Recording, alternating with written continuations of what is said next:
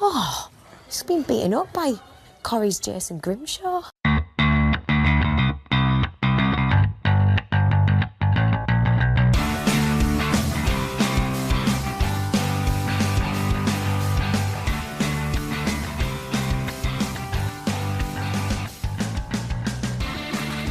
I'm Dunny, your MC of sorts, and of course we're joined by the lads this week. We've got Luxie, we've got Frank, and we've got Sean. No Dave this week, unfortunately, because we're going to be talking a lot about Ireland. Lads, I had a good week. Went to see Batman, The Dark Knight in the BFI. Luxie, you weren't too happy that I spent nearly 20 quid on a movie that was released 10 years ago. It's a bit miserable, wasn't it? Yeah, no, I was just genuinely surprised that it cost 20 quid to go see a movie that came out years ago. It's IMAX. Yeah. BFI IMAX, it's big. It's a big fucking screen. Well, the fact that there was no one there, that's probably the only reason. No. Actually, to be fair, that was taken very early. I was just dying to get in. Yeah. But no, it was probably about half full. But that had been on all week, and it's all on again next week as well. So no, fucking great movie. That is. How was your week, Luxie? Fairly average. That was it. Just average. Just average. Fair enough. Frank? That was all. Fair enough. Frank, you're with us again this week. How was your week, mate? That was very good. Very good. Yeah, not too much to report, but no news is good news, apparently. Fair enough. Sean, how are you, pal? We're going to be a little bit football heavy this week, unfortunately, mate. But I'm sure you can sidestep in there, and give us some of your common man knowledge, your lay knowledge. Yeah, that's fine. That's what I'm here for. That's what you're here for, Sean. How was your week, pal? You all right? I was good, yeah. Birthday during the week. Getting on. Not too bad. Happy milk and that now. Anyway, right. So there's only really one place to start. Last week we touched on Declan Rice. Now, there was some rumblings going on that Declan Rice, most of us thought he was signed, sealed and delivered to play for the Republic of Ireland in this week's game against Wales in the UEFA Nations League, which it does count as a competitive match, even though it's just a glorified friendly. A bit like a community shield, really. However, we noticed this, that wasn't going to be signed up, that maybe he's had his head turned during the World Cup by England, because apparently, allegedly, he's held some conversations with Gareth Southgate, the England manager, and also he's had a change of agency. We were all a little bit concerned about it. Luxie, we're gonna talk to you first about this, because you said no, absolutely nothing to worry about here. Well, it turns out you were wrong. Not for the first time on this podcast, might I add, with relish. And also, just to explain, Sean, we're going to do it for you because you're a bit lame when it comes to football, bless you. It's not your fault. But just in case for anyone who's unaware, is that Declan Rice is a player born in England.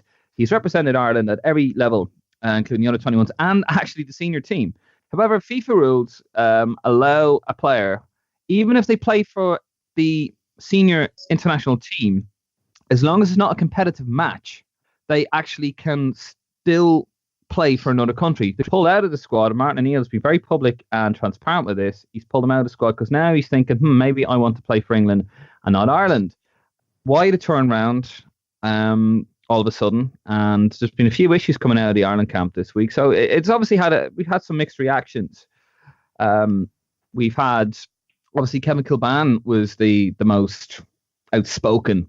Of course, he was giving out. Of course, Kevin Kilbane, born in England, always said he wanted to play for Ireland, not England. Nothing to do with the fact that he was a terrible player. That's just my opinion. And Richard Sadlier has come out. He said something like, "I'd rather be." This is Kevin Kilbane on Twitter. "I'd rather be ranked 150th in the world, never qualify for another tournament again to play for Ireland." Something like that. Richard Sadlier came out and said that was monumental bollocks. I agree with Sadlier on that one. Brian Kerr has thrown his own hat into the ring of theories. He's quoted as saying, "I hope there wasn't any incident or remarks made to Rice that affected his view of the Irish setup." Richard Dunn has also come out and said that he reckons that it'll be very difficult for players, for Rice, actually, if he does play for Ireland, to come back into the fold, because it's always going to be tarnished. John Aldrich, of course, another English-born player who represented the Republic of Ireland, born in Liverpool. He said that there should be no decision to make. You should know straight away. Now that's well and good for him. And Stephen Hunt has come out and said that, well, we shouldn't really hate Declan Rice for having his head turned. We should actually make him feel loved. That is what he has said. So as I said on the top of this, look, see, this is your fault because you said that we had nothing to worry about, and now we do. So explain yourself, sir. Well, technically, Donny, nothing's changed since our discussion last week. Well, he's pulled out of the squad. That's changed. Well, he hasn't pulled out of the squad. I just, as far as I understand, he's like we understood last Sunday. He just wants more time to decide his future. So I don't think anything. Changed during the week, as far as I'm aware. Well, you said he was signed, sealed, and delivered, and this is all just, you didn't understand our worry. Well, there you go. Now all of a sudden it's come out. Martin O'Neill has been very transparent, in my opinion, too transparent about the situation, because I don't know how Declan Rice is going to be able to be. Well, I don't know how he's going to return back to the Irish fold now, if he does go back. No, there's no way back from him. Do you think? There is. He can still be called up. That'll be at the manager's discretion, but publicly he's going to have to play a good few Ireland games and play very well to change the mindset. And I don't think a lad that young has the integrity or the desire to want to do that. I mean, I'm speaking on his behalf, but he pretty much, I think for the majority, I think he's burned his bridges by stating that he wants more time to decide, because I think I can say for myself that I was born around Luxembourg to Irish parents, and if I'd ever been good enough to play for Luxembourg at a friendly level or a non-competitive level, and Ireland came calling for me, there'd be no hum and a horn for me. I would play for Ireland straight away, and I would always have stated that I would love to play for Ireland, and I think that's what we presumed by Declan Rice when he kissed the badge, when he came out and said what he said, and lo and behold, 6 months later, ironically, with a change of agent, his position or his priorities have changed. So I don't have any sympathy for him. But in terms of being right or wrong, I'm going to take the high road on this, Sonny. I don't think it's about being right or wrong. I think it's about ultimately deciding, is the player right or correct in deciding his future, his international future, on purely economical terms, which is, I think, what has transpired over the past week. Okay. All right. Frank, how do you feel about this? I mean, what does anyone know at the age of 19, really? What you think you know everything, but you know fuck all, really. What do you think about this, Frank? About Declan Rice? Do you think the manager was right to come out and be transparent about it, or do you think that maybe he has made Rice's position untenable for Ireland by coming out? Because I mean, he's probably going to get booed if he ever pulls on the green jersey again. Well, I don't think O'Neill had much of a choice, really, given that it was being kind of readily reported in the media that Declan Rice was unsure about whether he would continue in the Irish setup or not. I don't think O'Neill had a choice but to address it. Had he have left him out of the squad, and he clearly isn't injured because he was playing for West Ham at the weekend, it would have just been silly for O'Neill to try and cover it up. It would have made him look like an idiot. How did that come out, though? See, it was leaked. It was obviously. I don't know how it came out, but it was obviously whether it was, they wanted to leak it into the media so that when the announcement did come, it was almost expected as such. Who leaked it? I don't know, but it's very hard to keep things like that out of the media. That Rice had met with the FA apparently, or it would have been impossible to keep it out of the media. O'Neill had to address it. I actually think he handled it very, very well. He's left the door very much open for Declan Rice, whether or not he decides to, or whether or not the fans would welcome it back in. I think the players will, because we have a lot of players who qualified through the granny rule, and they'll understand the situation that Rice is in, and plus he's probably very good friends with them, so concerns he did have, I'm sure the players would have known about it. So I do think that there will be no issue, with the exception of maybe one or two players, in welcoming back in. I think the management team, you know, I think they will have to draw a line sooner or later in relation to Declan Rice. So obviously O'Neill's left the door open for now, but he's going to have to move on. And the fans, there will be kickback. You know, and you would expect, you know, Declan Rice has to expect that. He's essentially, you know, he publicly stated that there was no decision to be made, how proud he was to play for Ireland. And now all of a sudden he's not so sure that he wants to represent Ireland. Of course, that's going to draw, you know, kickback from the fans. But these things, my personal opinion is that we should move on. You know, if he needs time to think, then, you know, if I was the manager there, I'd be like, you're not for me. But I wouldn't subscribe to the idea that there's no way back. You know, football fans are extremely fickle. You know, it would only take one good performance for all this to be forgiven and forgotten. So it's just bitterly disappointing when you see a player that's twice our young player of the year, represented Ireland 3 times at senior level, you know, is possibly now going to declare for England. It's desperately disappointing at a time when we need every good player we can get. However, you know, the big issue here is that how easy it is for the Irish setup to be unsettled by things like this, because we're over reliant on English born players. You know, we've used this crutch for too long now, and this and the Grealish situation really shines a light on, in my opinion, how poor a job we're doing at developing players, that we're basically at the mercy of these lads deciding if they want to play for us or not. And that's what our plans are based on, and they can be thrown into turmoil at the change of someone's mind, as proven by this incident. Yeah, I mean, I think the FAI, the FAI used to be called Find Any Irishman. That's what they were nicknamed during the 80s and 90s under Jack Charlton, because he turned the granny rule up to 11. Because obviously the development of players in this country, you know, it's a whole other podcast. We know it's poor, we know it's rubbish, we know it's not good enough, and it's needed to be overhauled for decades, generations. Never mind that, generations. I don't know. I mean, I'm kind of concerned now at the moment. You know my thoughts on O'Neill and Keane. I mean, this is Jack Grealish turned his back in Ireland. Liam Kelly just flat out refused. Now you've got the situation with Declan Rice. Me personally, I think Declan Rice should have been signed up.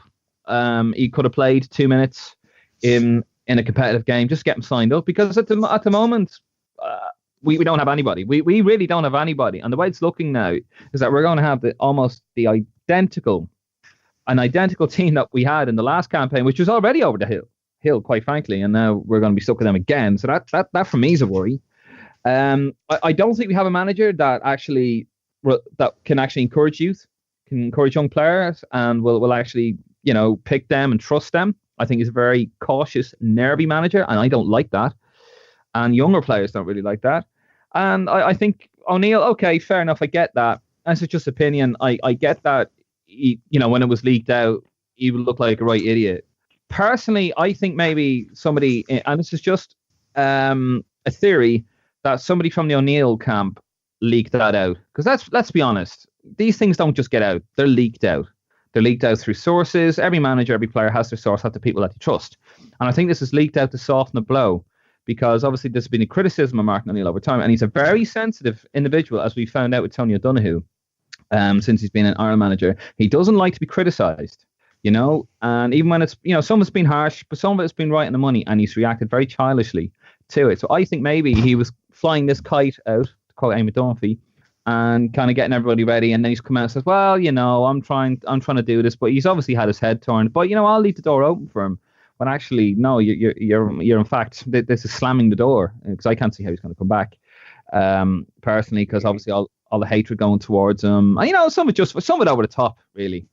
You know, as I said, he's 19, for fuck's sakes. You know, he doesn't know anything about anything. He's got an agent, and football, modern football, the agent is now the father figure for a lot of these guys. But it's just very worrying that now you have Harry Arter coming out, and it was a little thing, Frank, you shared it in the WhatsApp group that came out today, that Harry Arter is not expected to be included in the trimmed down Ireland squad to face Wales. 28-year-old. I mean, he can't play for England. I know England were touting him at one stage.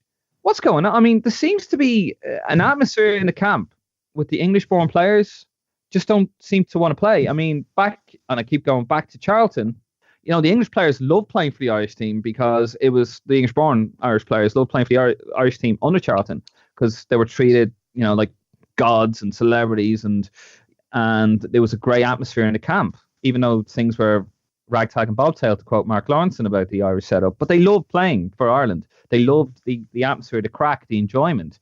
Now we're having reports coming out about John Walters having a bust up with Roy Keane. He would have a bust up with he'd have a bust up with his granny. Roy Keane would. He'd get into an argument with the talking clock. Roy Keane would. You have all these kind of stories coming out. This is unprecedented, I think. And I don't know. I think the management have a big part to play with, and I think they're getting off light. They do. I think it's a matter of English-born players.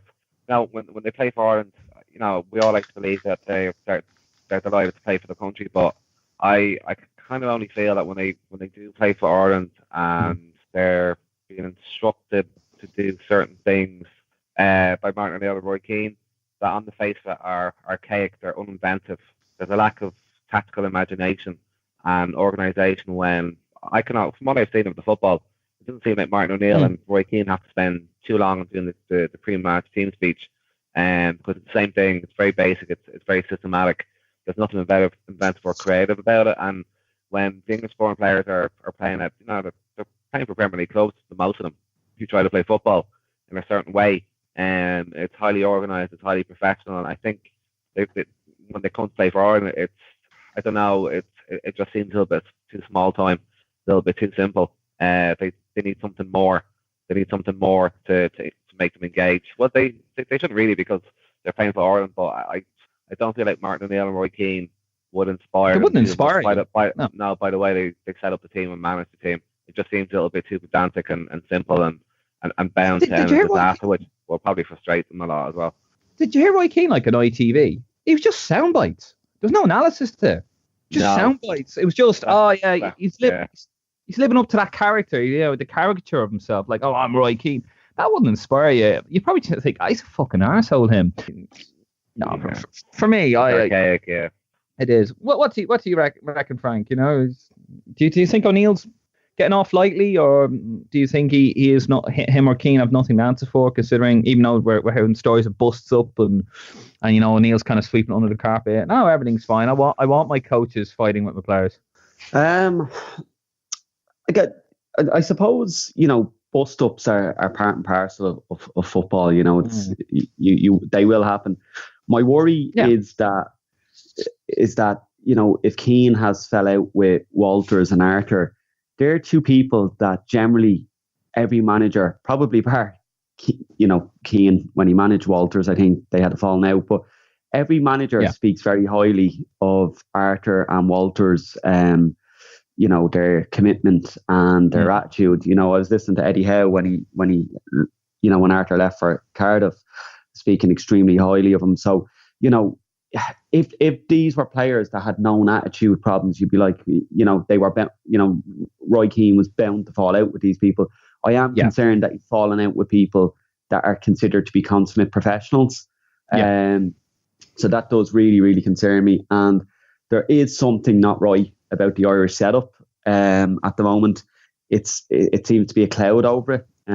With obviously we had the Grealish and Kelly stuff, and now the Rice stuff, and I don't believe any of that really to be O'Neill's fault, but it creates a cloud, and I think it's all going to come to a head over the next 12 to 18 months. We had a very good fourth campaign under O'Neill qualifying. We had a decent campaign last time around. But it really went wrong at the end. But if you're looking at it now, some of the stats that have come out are particularly damning. I think only 4 teams attempted less passes than us in the qualifying campaign. The last one just gone, and they were Liechtenstein, Andorra, San Marino. So yeah, it's very clear that we're technically limited, and we've always said that our biggest strength is our spirit and our passion. And I know that's going. And it seems that might be sliding away, and an Irish team without passion or heart doesn't leave an awful lot else on the table. So yeah, I am concerned about it, and whether it's O'Neill's fault or not is irrelevant, because he's the manager of the team. So even if it's not his problem, if it's one of his coaches, that's the problem. It's de facto O'Neill's problem. I don't know where we're going. I really don't know where we're going. I don't know what style of football we play. I don't know what the manager's trying to do. I don't know what Roy Keane's trying to do. I don't know what he does except fall out with people. I don't see any contingency plans. I don't see any plans whatsoever. This is just. There never have been any, have there? No, never under O'Neill. I don't think there has been. Look, when you see previous managers. Look, we're all in agreement. O'Neill should have gone after the last campaign, and he could have even though he got trashed by Denmark, he could have gone with his head up and said, "Look, on," and you would have said, fair play. He would have been remembered fondly. But I think now, this is absolutely just.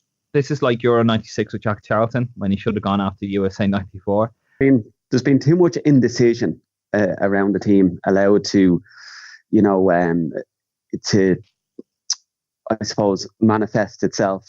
Like if you think back to a few months ago when the FAI were sitting idly by as O'Neill was kind of flirting with Stoke, and that just, I don't know, there just seems to be a kind of a lack of proactivity about the whole Irish setup at the moment. We're just very reactive. Things are just happening. We're just, it's hard to kind of put your finger on it, what it is, but it just doesn't feel right at the moment.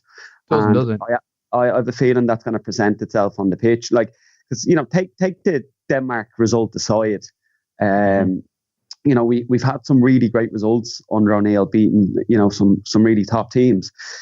It's hard to see when you look at that squad of players and the cloud over the camp at the moment, where the next big victory is coming from. Now, watch, we'll probably hammer Wales 4-0. But it just feels coming into this Nations League and the qualification for the next Euros, that I think we'd all probably be in agreement that would be a big surprise if we didn't struggle. If to play Wales and Denmark, two teams we're quite familiar with from the last campaign. There's not a whole pile to fear from either of them. I know Denmark gave us a bad hiding, but you take Christian Eriksen out of that team, they're not special. But who's we only really have Coleman. We've Doherty, who's playing at Wolves, and Coleman, who's playing at Everton.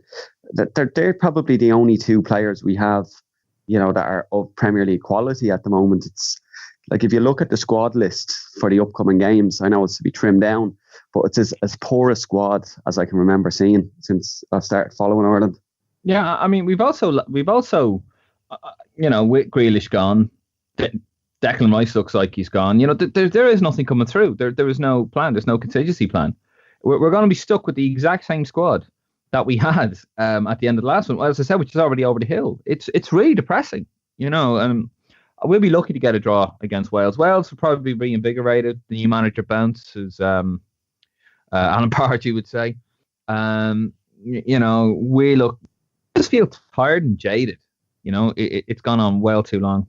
But yeah. I mean, I don't know. I mean, we're playing Wales. That game's on Thursday, the 6th of September.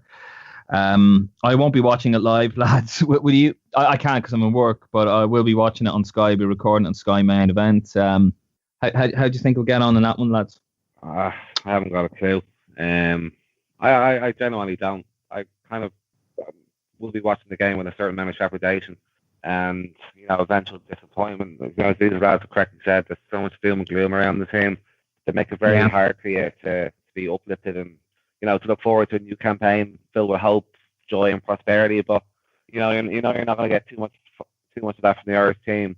But the way Declan Rice thing has been handled, the mood around the camp, things that are coming out from the camp, I'll always watch Ireland play, but under the current regime, I'm not expecting much whatsoever.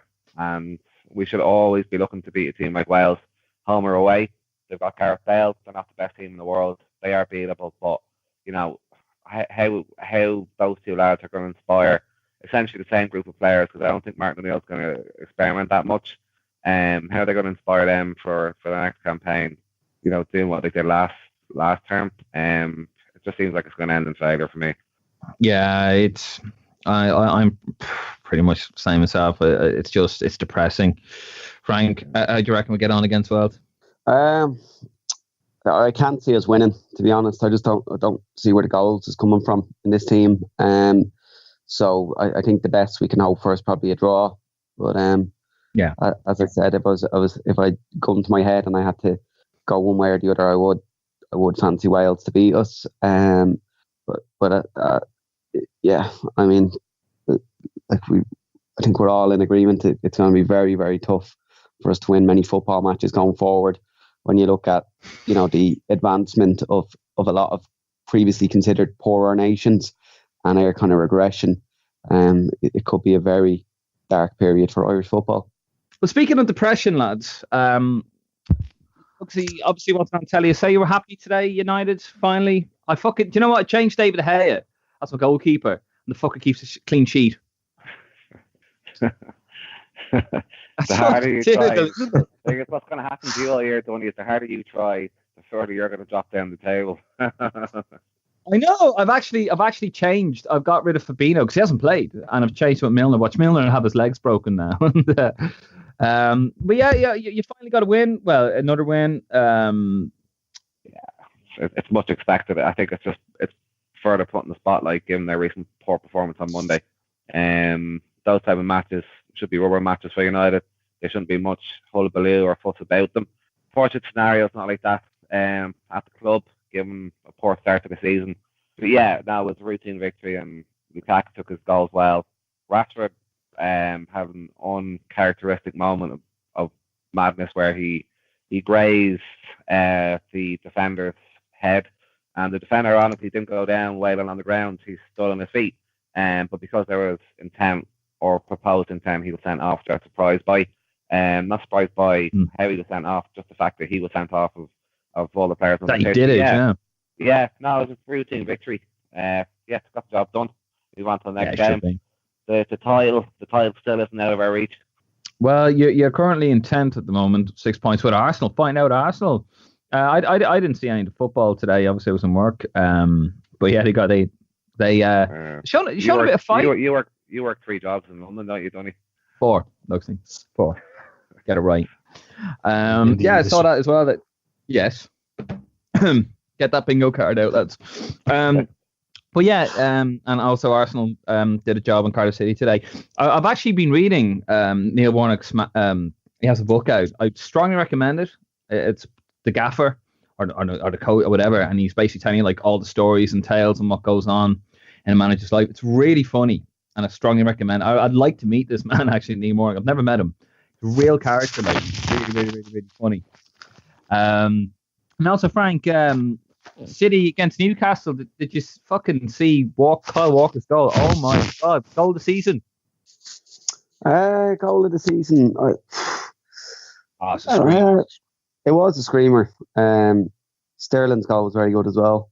I didn't see that. Let's keep talking about Walker. Yeah.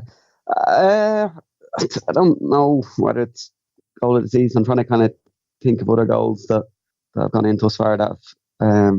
Come on! It was a fucking thing. I'm trying to give you boy credit, and you fucking still won't agree with me, lads. Even though I'm trying to give City credit.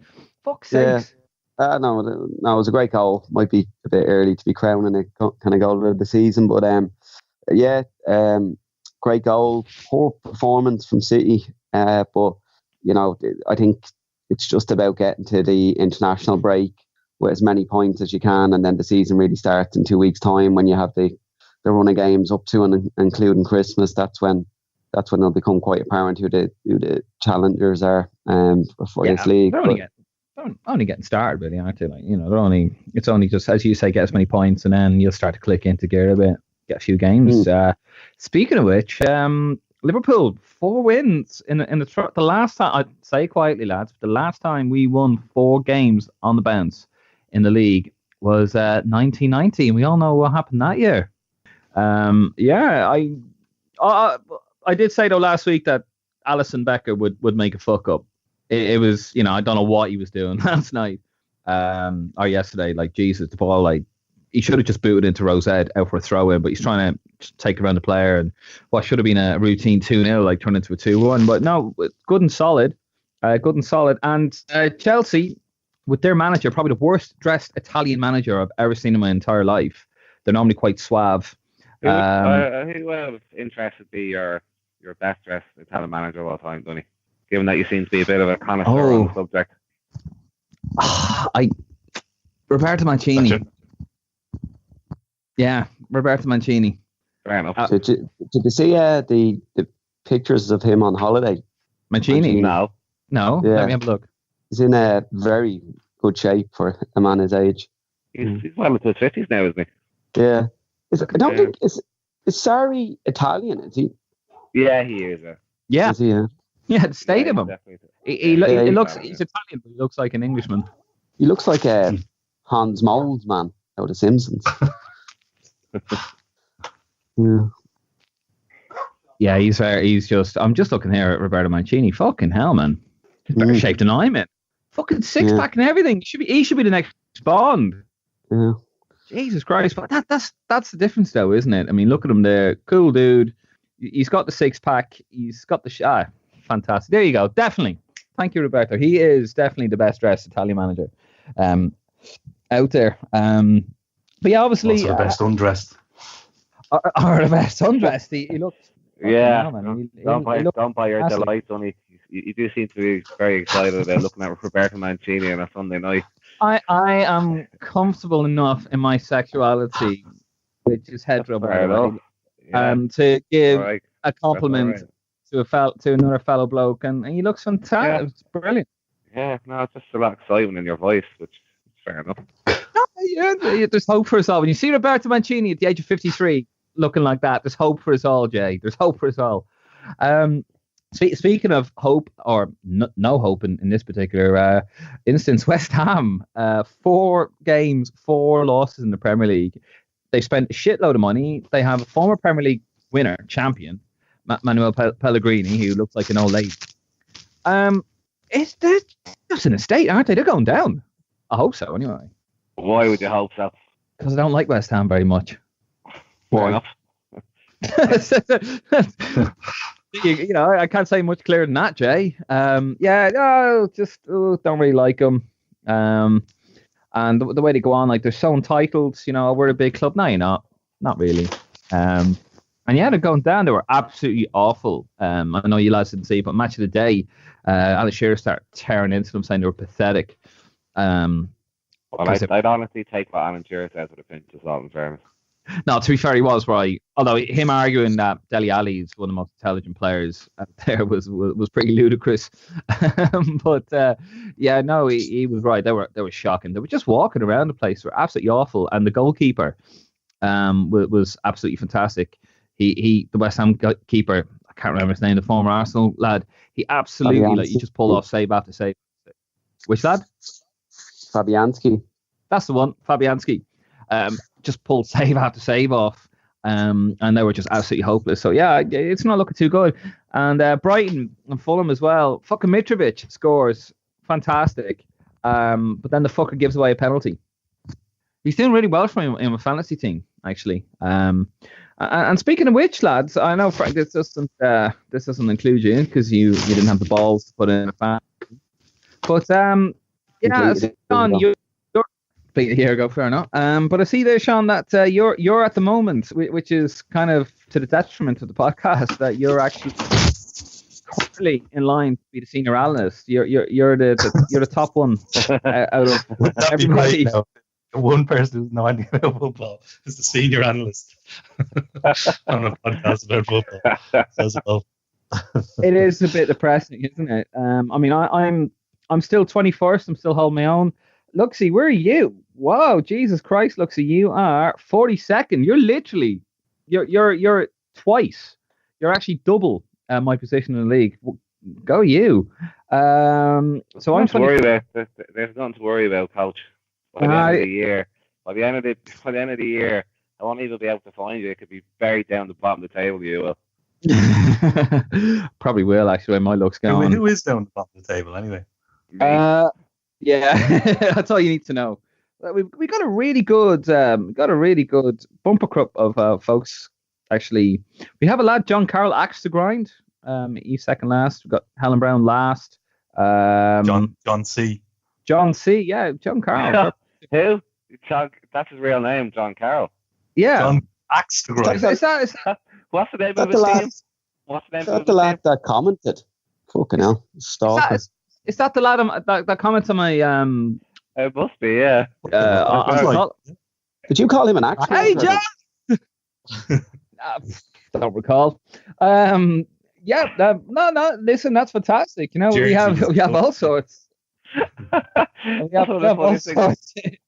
What's the name of the team, Tony? Axe to grind. Fucking hell. Oh God! What was started? He must be coming after you.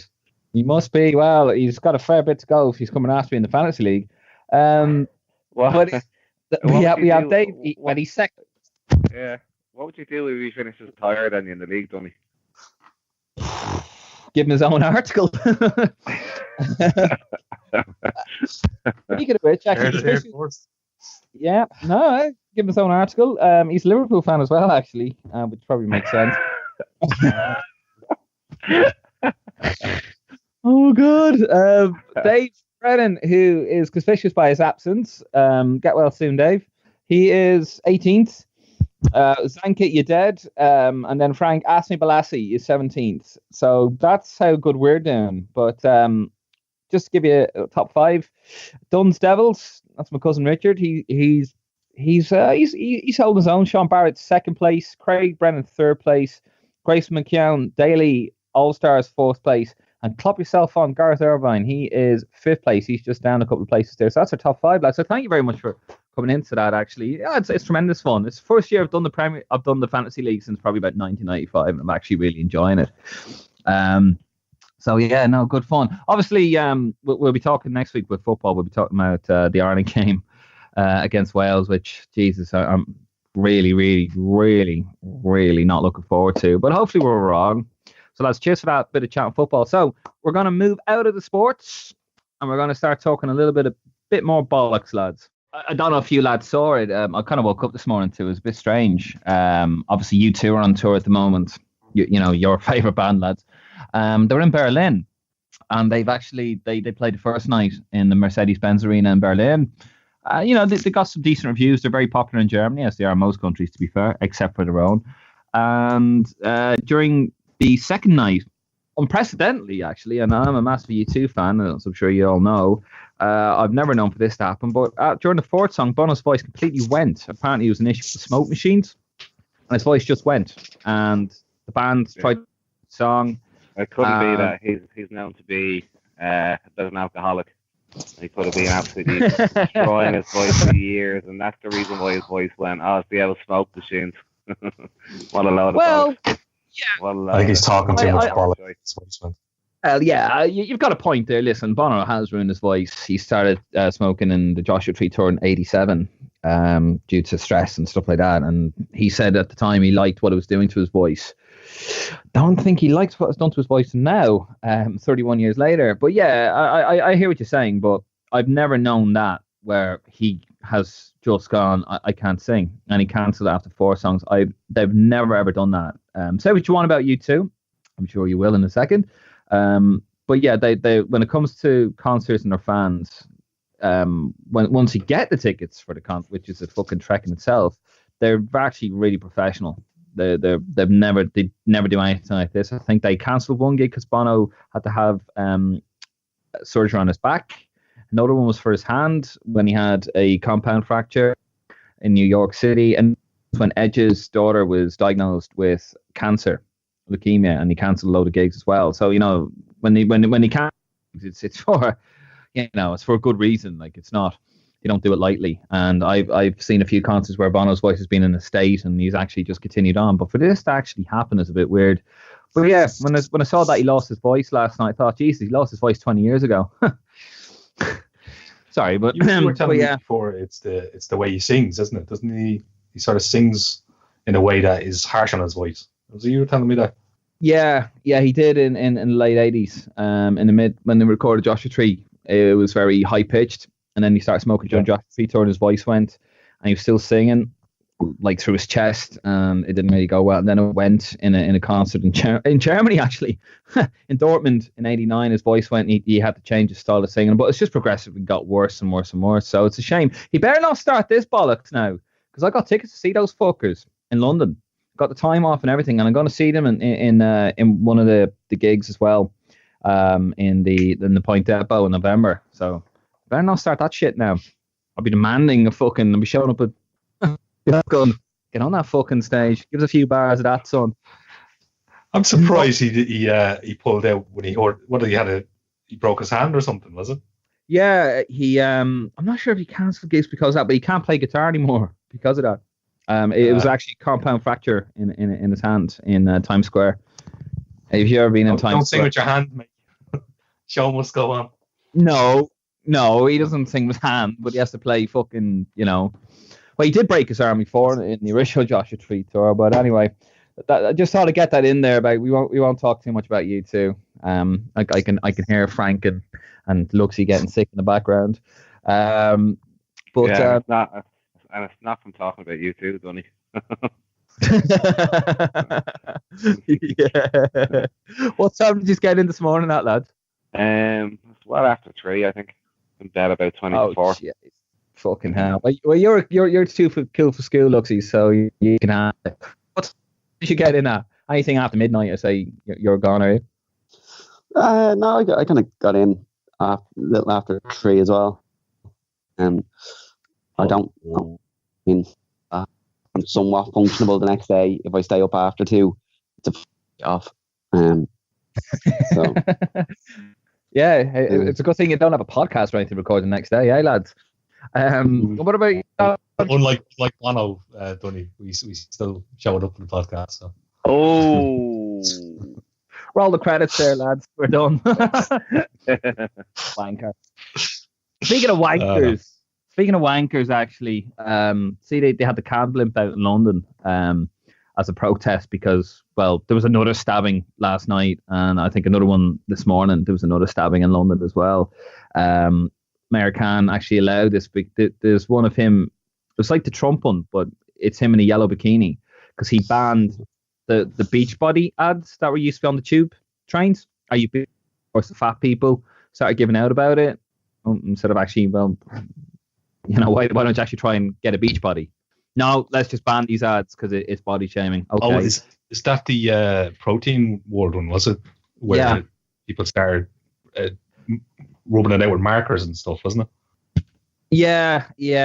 People were giving out, because you can't say fucking anything, without people getting offended these days. Can't even slag yourself without people getting offended. So yeah, he banned those, which I know some people were thinking because he's a Muslim and you can't have people in bikinis. No, nothing to do with that. I hope nothing to do with that at all. So because of obviously the mad high knife crime rate. And I think it's one of the most dangerous major cities in the world now in terms of knife crime and all that. It's worse than New York, I believe, isn't it? Yeah. I mean, New York City.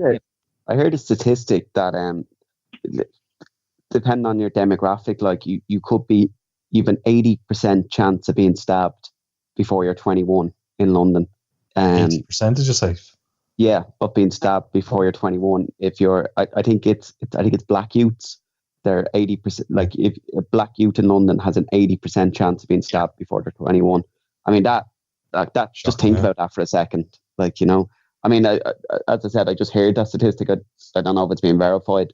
But I mean, you know, the fact that statistics like that are even floating about, it's just terrifying. Like every time you turn on the news, like it's just there's knife or acid crime or in London at the moment. It's really scary. Yeah, It is. I mean, I'm looking. but it makes very easy clickbait for a newspaper stuff. Oh, I know, but like it is like obviously, you know, these things are clearly happening. Like, you know, Yeah. You know, it's not something you can really fake. Like, But No. I'm just looking. There's been 82. I mean, I'm looking at an article here, right, from Sky News. So not the Daily Mail, Luxie. Sky News. You've purposely gone to a different website, even though when you click on the home button, you always know it goes to the Daily Mail. I'm that's why it takes so bloody long to load up. But 82 people have died, and I'm looking through the people, and they're people from all over, all different ethnic origins. There's a Romanian, there's Patel, you know, it's an Indian name. You got Daniel Frederick, a young black fella, another young black guy. Well, actually, there's a lot of black guys here on this. You know, but if you do look at the names, there's people from all over the place. It's ridiculous. There's Hannah Leonard, who was 55. She was found dead inside her flat in Swiss Cottage in February, North London. You know, as English as you want. Yeah, but I think Brexit, Dunny, might be a cause of a further increase in crime if jobs are at a premium in England. But not in London. The London not market in London. itself at the moment, certain sectors are actually quite hard to find work, and that's not due to Brexit. But if companies and businesses do leave England, which some are already doing, it's going to leave less jobs available, and that's going to have an impact on the economy. And I think the root. I think statistically it's been shown that the root of most crime is poverty. But that's in England, but not London. But not London, though. Looks, I mean, is London really an economic bubble unto itself that is distinct from the rest of the country? Yeah, 100%, absolutely 100%. Which is probably one of the issues at Brexit coming from the north, anyway. London could run itself. It's its own. As I've said many times, there's two England. There's London and the rest of England. Genuinely, I'm not saying that Southern Nancy would call us up in the north. It's just that's the way it is. There is businesses here. You know, there's so many jobs to get here. You know, the security industry. There's so many. You know, 0-hour contracts. But there's money to be made. Streets aren't quite paved with gold, but there's money to be made here. So no, I don't buy that. I think a lot of it's gang culture. I don't know. It's a lack of education. There is frustration as well. There's a bit of misery about it, but I just think a lot of it's gang culture. You know, you have this Black Lives Matter stuff going on outside Heathrow and Heathrow Airport, and they're saying, "Oh, Black Lives Matter," when they tried it over here in London. I'm thinking, no, of course, Black Lives Matter. You know, every life matters. But why aren't you going to these? Aren't you going there with your little signs and, you know, tell them Black Lives Matter? Because they're the ones doing it. It's a lot of it is gang related, and you know there needs to be re-education. There needs to be a change. There needs to be also a change in tactics. But would you worry about your safety or any of your family safety or any of your friends' safety walking around the streets of London during the day? Any certain areas or? No, you wouldn't. No, I don't. You wouldn't be concerned. Don't genuinely don't.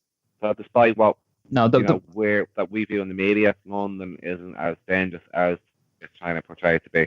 Yeah, no, it's not. Listen, they say London. I mean, you know, they say London, but it's Greater London. You know, London. People, you know, when people hear London that aren't from London, they think London City. A lot of this stuff is not in London City. Swiss Cottage is North London. That's out by Lords. So, well, you know, that's central-ish. But I mean, London is so big. A lot of that is like, you know, bits of Essex is counted in London as well. So no. It's not that. It's just, but there are some parts of London that I would not go to, that I would be having eyes in the back of my head.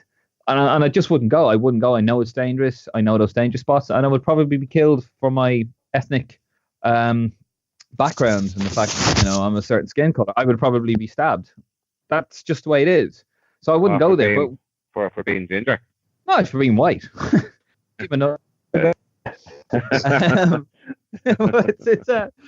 Sorry, don't mean to be like such a bad situation, but that's just the way it is. But like going around London City, there are some rough parts of London City where I work a lot, do a lot of my work up London. And now I feel absolutely safe. There's police everywhere, there's cameras everywhere. There are some rough spots. I'm sure some incidents do happen. But now London as a city, touch wood, I don't want to fucking jinx myself, and then tell you next week, I got mugged by 3 lads.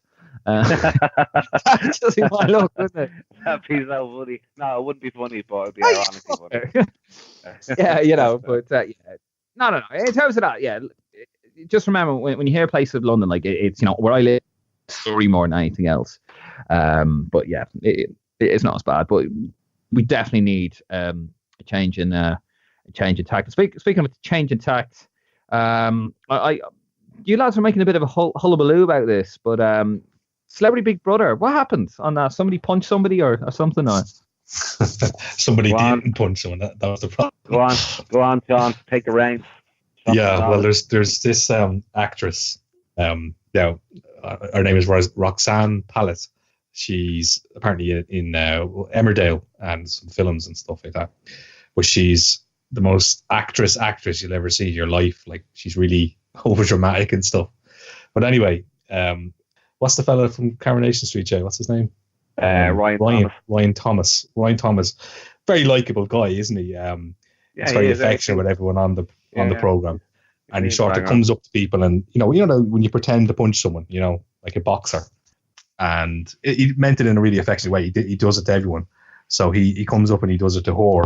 And at the time she goes, "Oh, you're after hurting me." Now, he might have slightly grazed her, right? But at most it would have been accidental. But if you look at the footage, he barely even touches her, right? So anyway, afterwards she starts complaining that he punched her, and she goes into the diary room and actually asks for the producers, saying that she wants this guy gone because he assaulted her multiple times. And obviously the show's producers have to take these accusations seriously and stuff like that, and they give him sort of a warning.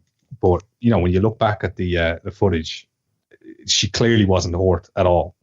So she goes around telling everyone on the program that this guy's after assaulting her and why is he still here and stuff.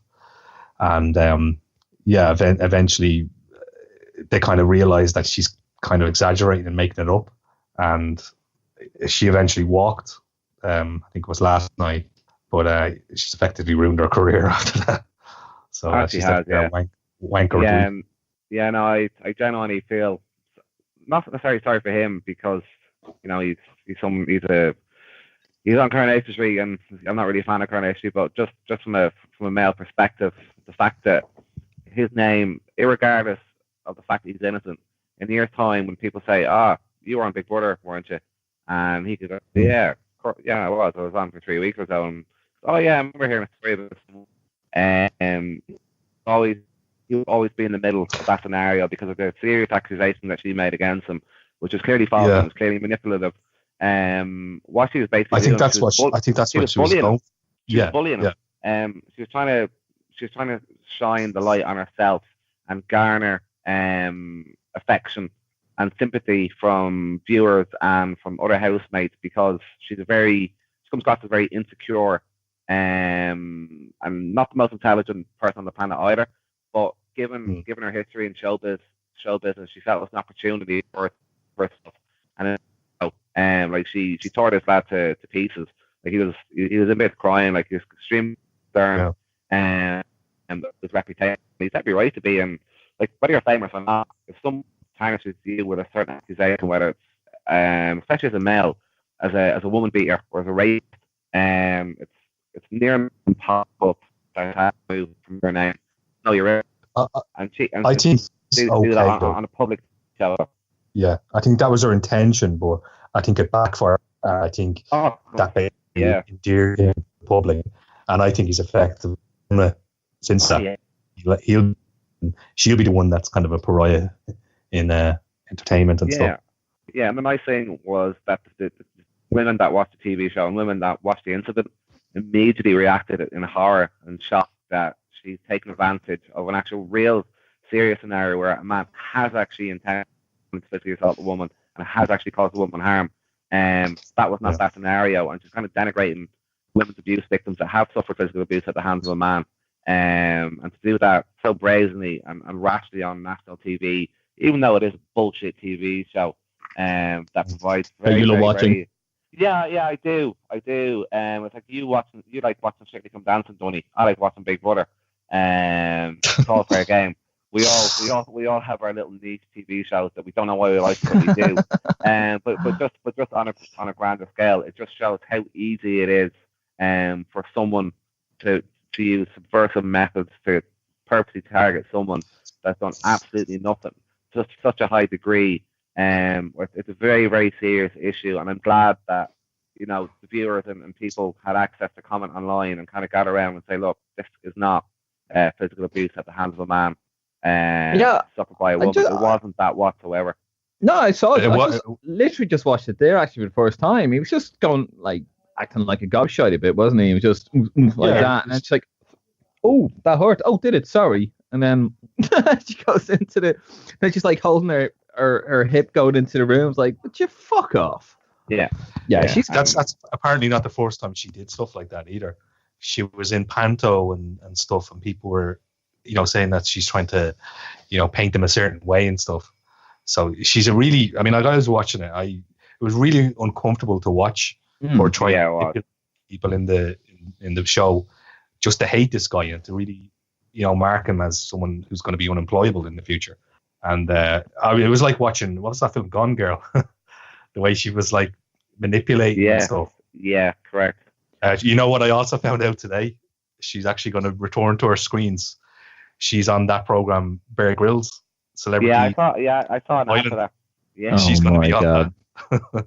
So I imagine she's going to be really pathetic. She's a media whore. Like, she's a classic case of what is wrong with certain people in show business. It's not even sad to see anymore. It's just pathetic and it's ridiculous. And someone like that, in my opinion, deserves no sympathy whatsoever. Do you know how much she was going to be paid for that? For appearance? Maybe you were saying it last night, but I ironically decided to follow Donny's lead, and I read the story on the Daily Mail. And I'm fairly sure I read that she was paid £75,000 to do it, or that was the agreement. Apparently she's going to lose that though, isn't she? Or do you want her to give it to charity? It's gone. Yeah, she's ruined her career, and it always happens though every year. There's always someone that does something, but I think the serious and egregious nature of her accusation was so brazen and so bold and so false that she has completely fucked up her career. Like, she's 35, she's a very young woman, and she's got plenty of years. If she's anyway talented, I've personally never seen any of her work. It's always one of those faces that you'd see on certain tabloid newspapers, and that was pretty much it. But like, her career is fucked, and she's going to be next to non-employable. No one wants to see her, and rightfully so. If you do that, my attitude is fuck off. No one wants to hear you anymore. Get off my big brother. Last year, I think it was last year, Kim Woodburn. Do you know the yellow one that was absolutely nuts? Yes. Now, she basically made a career out of that. Like, she actually, at the time, she was like a villain of the program. But she's like now known as a really outspoken person that they get onto television programs. That old bitch. Yeah. She was the cleaning one. Yeah. She bounced back. Now she has a career as, basically someone you hire to go crazy. But this one, Roxanne, she won't bounce back from this. There's no redeemable qualities about her, It's just did she have a nature to her? Well, that's why look, you're saying her career is going to be I think her career was fucked, hence why she's on Celebrity Big Brother. For the most part, yeah. But it's often used as a platform to regenerate your career if you come across. Did one for David Guest? Yeah, he was on it a few years ago. Yeah, but he passed away last year, didn't he? Yeah, something. Yeah, sorry. Yeah. No. That's fair enough. Fair enough. You weren't to know. But yeah, no, it's often used as a platform to restart their career, but. Yeah, her career, like, she's dug a massive grave for herself, and I don't think she's going to be able to get back up from it. And, it is what it is. Didn't hear anything from you, Frank. Huh? Didn't hear anything from you. I haven't seen the Big Brother shit. Very nice. Have you seen the clip of it, Frank? I seen it, but I only seen it from a distance. Like, it really far That's away. the only footage they have, yeah. Oh, But you right. can I still thought there was see, a like, close-up. he obviously doesn't fucking march up to her and give her a winder. Yeah. Oh, God. I think was there someone else Winder. standing there as well, or was it Say just the again? two of them? Was there someone else No, standing there as well, or was it just the two of them? Yeah, Psychic Sally was standing there as well. Yeah, because I was thinking to myself, like, surely if he had it done at and vicious, like, she would have been like, holy fuck, like, you know what I mean? Yeah, well, she had his back. She even said it to him, like, listen to her. Yeah, It no. was nice to see it, like, kind of back him up and sort of say, look, you didn't do anything. It was actually, he looked kind of depressed, like, he looked like he was really coming down on him, and he was worried about what happened, career and everything else, you know. As look, he said, mud sticks, even if it's not fucking true, like, you know. I don't think though for him, because people, there's something like 15,000 complaints to Ofcom for that one instance, and all of Twitter and everyone is just sort of saying, get her out, she's a fucking crazy person. So I think it would be true now, but in this particular case, I don't think he's gonna. I think he'll do well from it. Like, I think it will actually. Yeah. People like him more now because you're kind of getting behind him, you know. Yeah, but when he goes on the kind of, the talk show circuit, when he comes out of this, all they're going to want to talk to him about is that fucking incident, like. Yeah, through that. And I really just because he does seem like a likable fella as well, like so. And you'll have some headbangers that come out and say like, oh, even pretending to punch a woman is still abuse, like, you know what I mean? Yeah, I was wondering, like, the feminists would they be like, yeah, look, it was the intention, he wanted to punch her or something. But like, I think mental beating, like. I wouldn't mind. He actually, like, when he does it, like, she doesn't move, and it's like, oh, you hit me, and she's like, oh, he hit me like a punch bag. Look, he's a big lad, and there's nothing to her. If he hit her the way she's going on, she'd be, she'd move, like, she'd fall back or she'd fall forward, like, her body would move from the impact. She was dancing and stuff. It's like, yeah, it's just bollocks. Like, she's just trying to get him out. Nut job, fucking nut job. Yeah. How's my boy? Before we wrap this up, lads, how's my boy Jermaine Pennant doing? Well, last week he was found that he revealed that he was married, and all the while he was on it 2 weeks. He was on it 2 weeks, and he was hitting on a 21-year-old page 3 model. I think that's what her profession is. So yeah, he's made a bollocks of himself as well. Oh, for fuck's sake, celebrity! Yeah, I just read his book, which I strongly recommend. Actually, he was gone about. He's like, yeah, I'm much better now. I'm my issues with girls. My wife's apparently he's like, and he admits this in his book, so it's not allegedly, but apparently he cheated on his wife like loads of times. She still fucking stayed with him, and he went to get therapy for it, and he's like, yeah, much better now. And I was thinking, wow.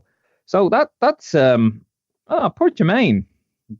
He's gonna write another book, isn't he, when he's like 50? Poor Jermaine. So you would endorse being a married man, 35 years old, and hitting on a 21-year-old on a live reality TV show. You sympathise with the man, do you, Donny? Yeah, because to do that, you can't really be that swift between. But you can't be that fucking swift between the years now, Luxie. I think I just brought it to have sympathy on the people like that. And I mean, I've read his book, so he can't be all that bad. But he's a gobshite. He is. I mean, he's made out to be a bit of a lovable rogue. Like he was talking about in his book. How do you remember when he went from Real Zaragoza to Stoke? I think it was. He had apparently he left his Land Rover. Or his Porsche Cayenne. It was his Ferrari, wasn't it? Or a Lamborghini. It was a few years ago, but he was in Spain and he had to get over to England, and he had to get the train to get the plane to get out to England to do the sign on deadline day. And he left his Porsche Cayenne running. And he's like, there he is in the book. And the way his book is done, he'll tell you a story, and then the author, very clever, so it wouldn't be good enough just Jermaine Pennant. They give you like another insight to the story, whether it's either his dad or his agent or someone else, like a former manager, and he tell you, well, actually, no, this is what really happened, and it's very interesting. And he goes on, people go on about this. They say that I forgot I had a Porsche. That's nonsense. That's bollocks. And he really, really denies it. Goes very defensive about it. No. I didn't leave that running on purpose. I didn't forget about it. I knew I parked it there. I'm not an idiot. That's wrong. How dare people say this?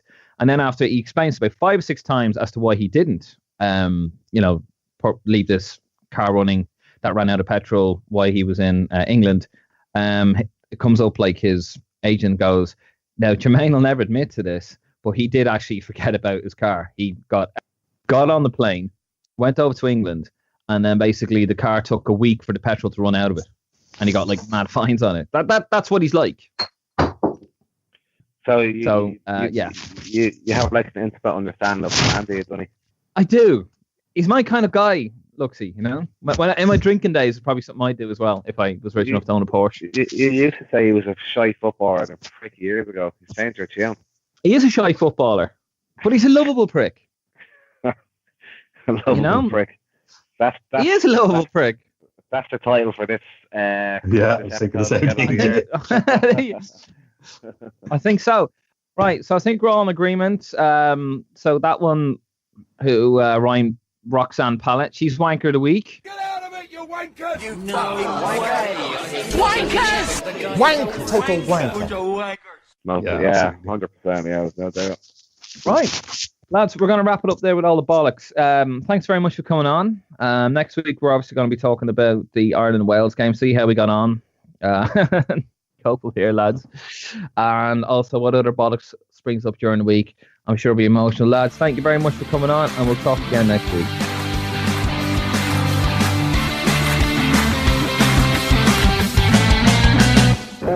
Get up the yard.